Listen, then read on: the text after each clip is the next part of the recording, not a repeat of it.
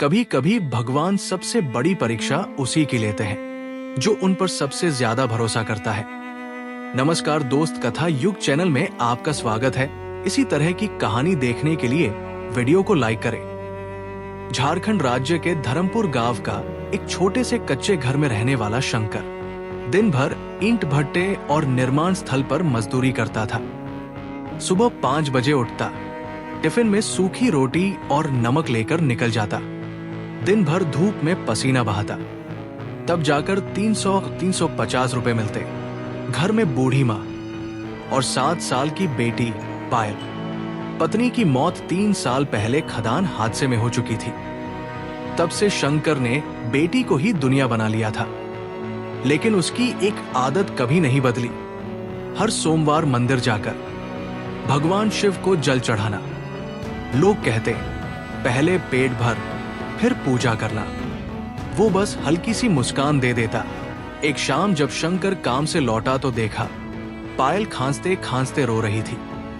छाती में दर्द, तेज बुखार और सांस लेने में तकलीफ। गांव के झोला छाप डॉक्टर ने दवा दी, पर हालत बिगड़ती गई। अगले दिन सरकारी अस्पताल ले गए। डॉक्टर ने रिपोर्ट देखकर गंभीर आवाज में कहा, दिल में गंभीर समस्या है, तुरंत बड़े अस्पताल ले जाइए, वरना देर हो सकती है। खर्च सुनकर शंकर की टांगे काम गई। 4 लाख रुपए, उसके पास सिर्फ 612 रुपए। रिपोर्ट हाथ में लिए शंकर सबसे पहले अपने बड़े चाचा के घर गया।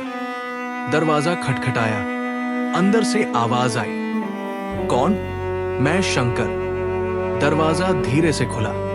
शंकर की आंखें लाल थी, हाथ कांप रहे थे। चाचा, पायल की हालत बहुत खराब है। डॉक्टर ने तुरंत शहर ले जाने को कहा है। 4 लाख रुपए लगेंगे। मैं जिंदगी भर आपका कर्ज उतारता रहूंगा। चाचा ने नजरें फेर ली, धीरे से बोले, बेटा, हम खुद बैंक के कर्ज में दबे हैं, अभी मदद नहीं कर पाएंगे।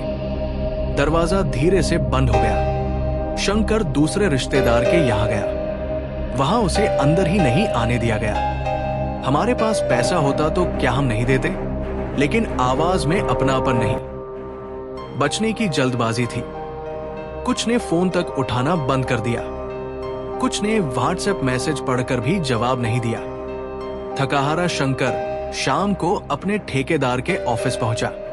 पसीने से भीगा हुआ, हाथ जोड़े खड़ा था।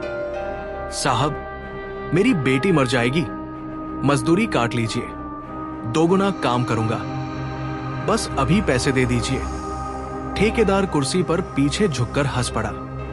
अरे शंकर, हर आदमी अपनी मुसीबत लेकर मेरे पास आएगा तो मैं खुद सड़क पर आ जाऊंगा। तेरी लड़की के लिए मैं क्यों डूबूं? पास खड़े लोग भी हल्का सा मुस्कुरा दिए। उस हंसी की आवाज शंकर के कानों में हथौड़े की तरह गूंजने लगी। वो बाहर निकला, सड़क किनारे बैठ गया, जेब टटोली, पुराने बटुए में रखे 612 रुपए। आंखों से आंसू चुपचाप गिरने लगे। पहली बार उसे लगा, गरीबी सिर्फ खाली जेब नहीं, सबके सामने झुक जाने का नाम है।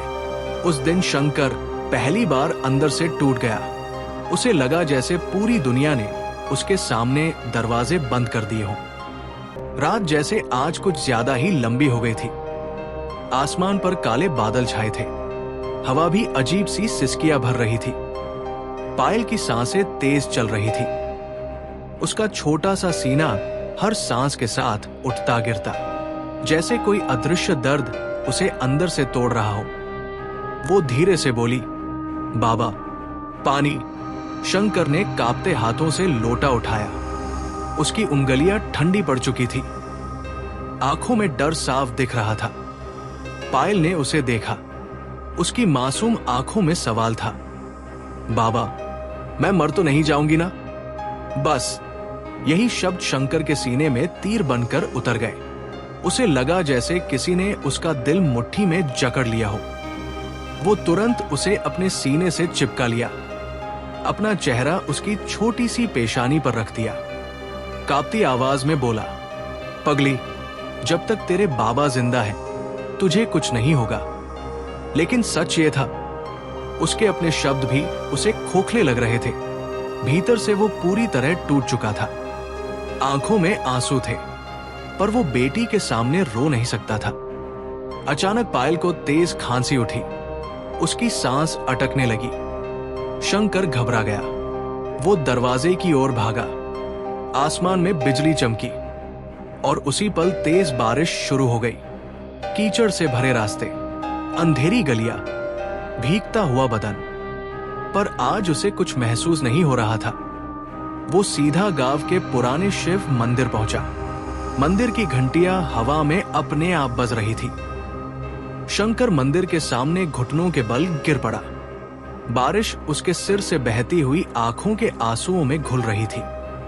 उसने दोनों हाथ आसमान की ओर उठाए। भोलेनाथ, पहले ही मेरी पत्नी को ले गए, अब मेरी बेटी को मत लेना। उसकी आवाज टूट रही थी। मेरी सांसें ले लो, मेरी जिंदगी ले लो, पर मेरी बच्ची को बचा लो। अब उसकी सिसकियां बारिश से भी तेज थी।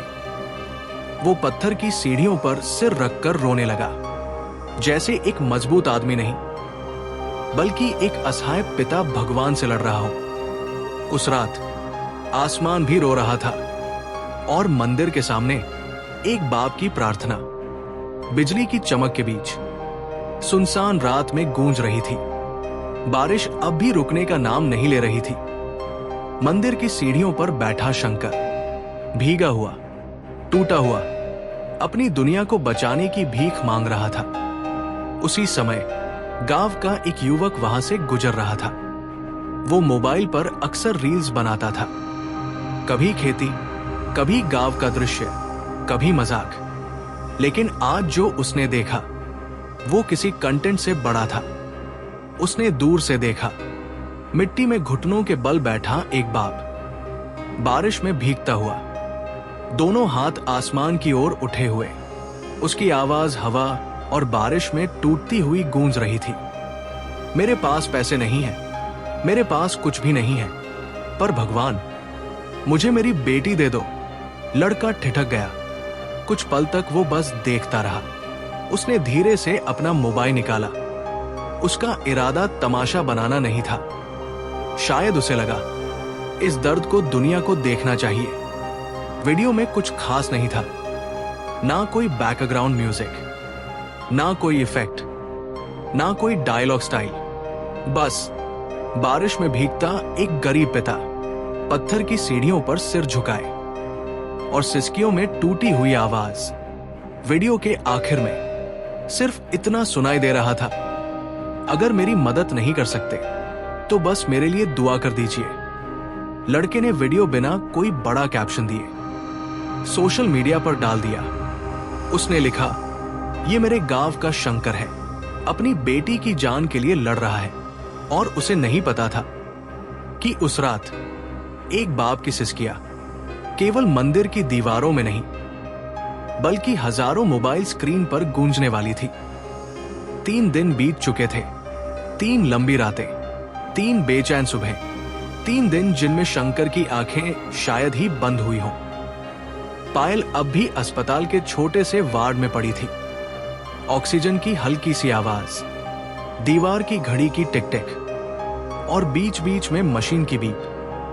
हर आवाज शंकर के दिल की धड़कन बढ़ा देती।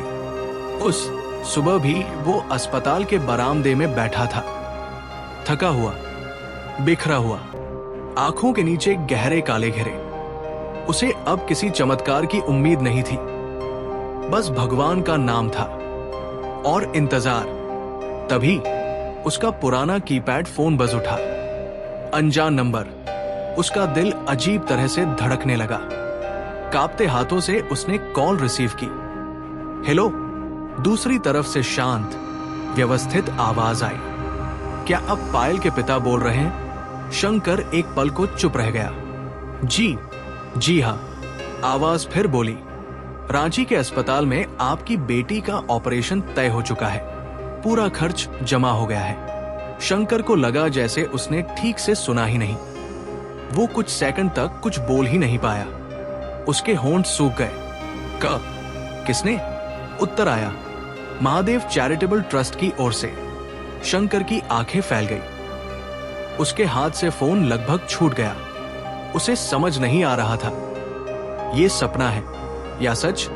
लेकिन मैंने तो किसी से दूसरी ओर से बस इतना कहा गया, आपकी चिंता मत कीजिए, आपकी बेटी का इलाज पूरी जिम्मेदारी के साथ होगा। कॉल कट गया। कुछ पल तक शंकर वही खड़ा रहा, जैसे समय ठहर गया हो। उसकी आंखों से अचानक आंसू बहने लगे, लेकिन इस बार वो दर्द के नहीं थे। वो आसमान की ओर देखने लगा। होठों पर बस एक ही शब्द था, भोलेनाथ। गांव में किसी ने कभी महादेव चैरिटेबल ट्रस्ट का नाम नहीं सुना था। किसी को नहीं पता था ये कौन है, कहां से आए।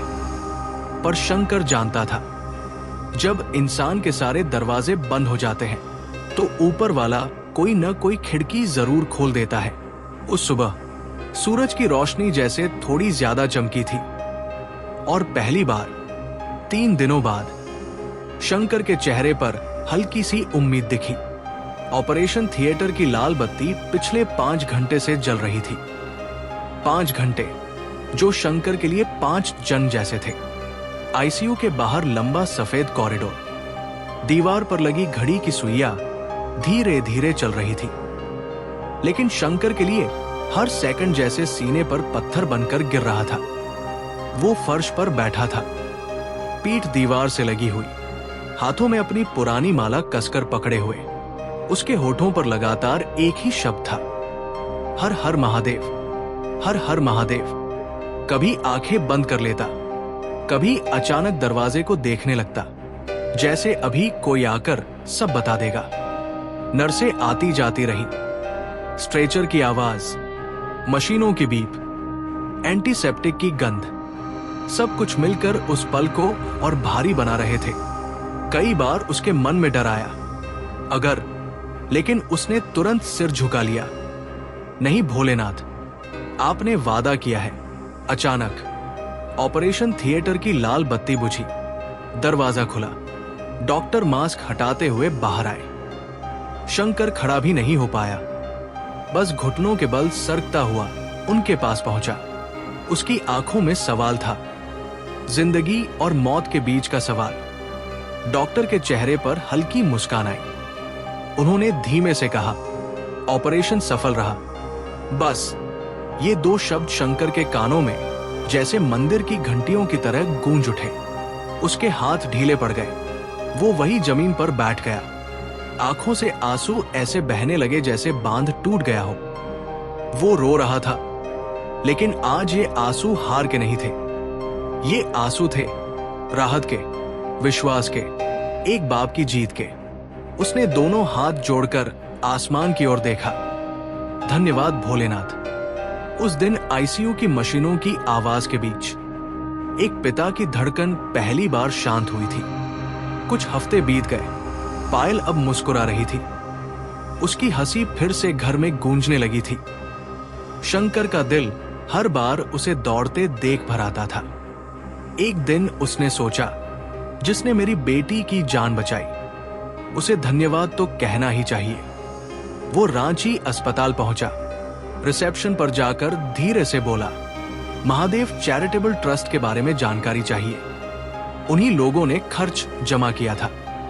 रिसेप्शनिस्ट ने कंप्यूटर देखा, फिर एक बार और चेक किया।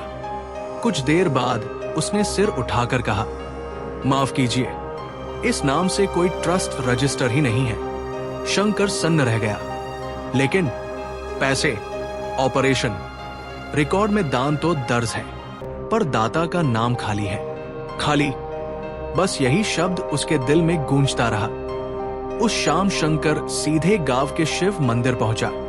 सूरज ढल रहा था। मंदिर में हल्की पीली रोशनी जल रही थी। वो धीरे धीरे सीढ़ियां चढ़ा। आज उसके कदमों में डर नहीं था, सिर्फ कृतज्ञता थी। जैसे ही वो अंदर पहुंचा, उसकी नजर शिवलिंग के पास रखे एक छोटे से कागज पर पड़ी।